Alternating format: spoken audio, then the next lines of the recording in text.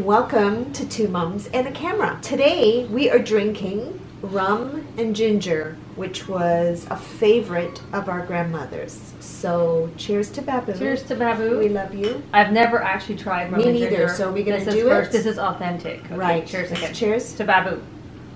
It's okay. It's not bad. It's all right. I mean, I don't think I would choose to drink it. You know what? It smells like Baboo. It does. It reminds me of her. Do you think she drank a lot of it? I think she might have. I think she might have. Our grandmother, her name is Baboo, her nickname, because when I was little, I couldn't say, her name is Barbara. I couldn't say Barbara, so I said Baboo. And that just started a name through the generations that has stuck. And we're making this video, we're dedicating it to her because we lost our grandmother last week. And she was 91. She lived a very long, great life. But she was the matriarch of our family, and we adored her.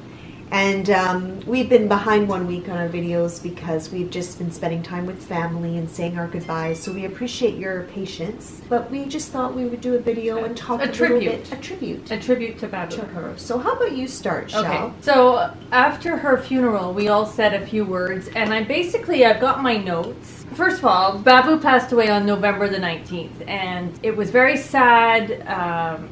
We were, very emotional throughout the funeral. It doesn't matter that she was 91. She had a great life. She did. She will be missed by us. But it was still sad. I don't know. I felt gutted after that funeral. But a lot of beautiful things were said. And so I wanted to share a little bit of what I said, because when I spoke, I talked about what I learned from Baboo. So these are sort of four main things I learned from Baboo. First of all, I learned that there is nothing wrong with cocktail hour. Cheers to that. Baboo, we've learned from the best. As a little girl, I remember her clinking her ice in her glass and drinking rum and ginger. So this smells like her. She actually must have drank this a lot because she smells like this. So I really like this. So I think that our family has actually been genetically modified for cocktail hour because she lived to 91. And really, she had very few health issues. And she wasn't a heavy drinker. I mean, I think she had a cocktail or two at night. Well, yeah, there were times in her life I think she probably had a little bit more. So the other thing she did a lot was eat a lot of chocolate and sweets. And once again, a woman after my own heart. I'm just like her.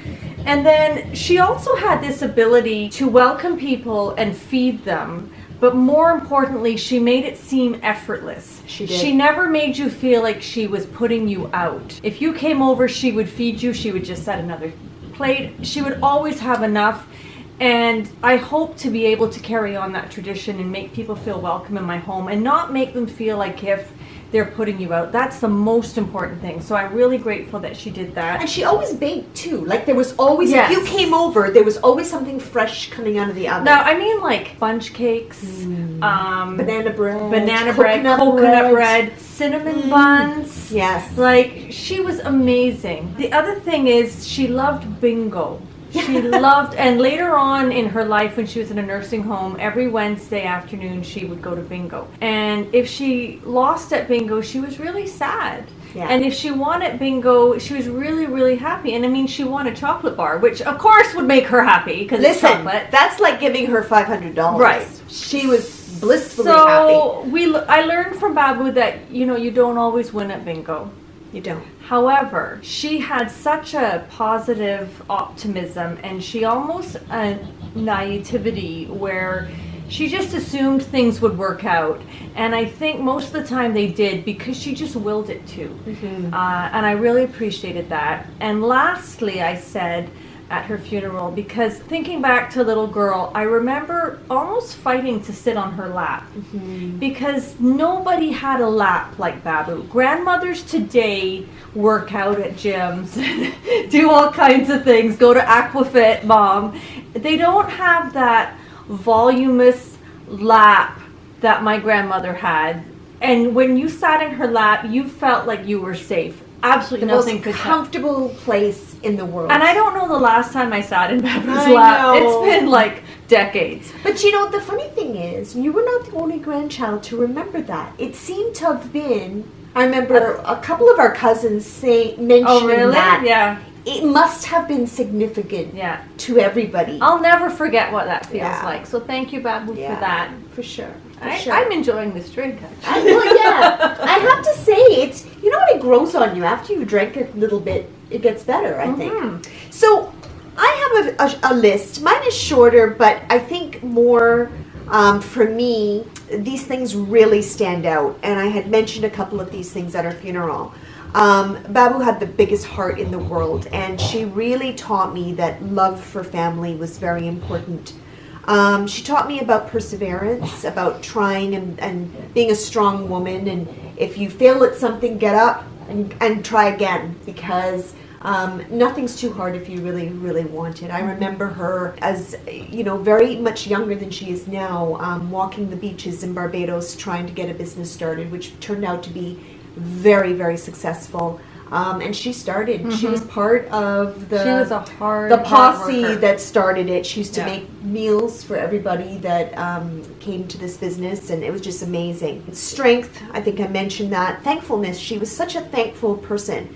It didn't matter what happened to her in life. She had a great big heart and was thankful. I never heard my grandmother complain.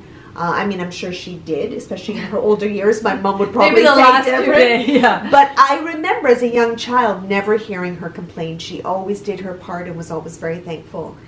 And, you know, I think having people around you that love you and care for you and support you, that was her world. And that was so significantly important. And she taught me that that is bigger than everything else in life. You have people around you that love you and you feel that bond and you love them back. That's family, and that feels so incredible. So thank you. You taught us so much, and we are going to miss you. Every day we're going to miss you, but we'll see you again in That's heaven right. one day. You're getting it ready there. That's right. So we're going to continue to have our cocktail Our hour. rum and ginger. I know, and for enjoying those it. of you who have lost grandparents or parents or loved ones, we're going to raise a toast to them too. We are. Thanks to all for our loved watching. ones who have passed.